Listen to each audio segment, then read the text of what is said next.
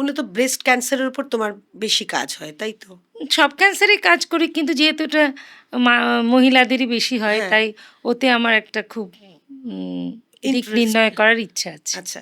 না তাহলে ব্রেস্ট ক্যান্সারের জন্যে সামগ্রিকভাবে কি বলবে তুমি? মানে সকল মহিলাদেরকেই কি কোথায় সাবধানতা অবলম্বন করতে হবে বা কি করে বুঝবে তারা ১ম? ঠিক।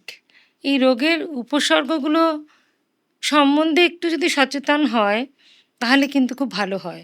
সমস্ত বয়সের মেয়েরাই যদি এই সম্বন্ধে সচেতন হয়, যারা ধরো ২০-২৫ বছর থেকেই এটার দিকে একটু সজাগ থাকে, তাহলে খুব ভালো কিরকম হয়। সজাগটা কিরকম?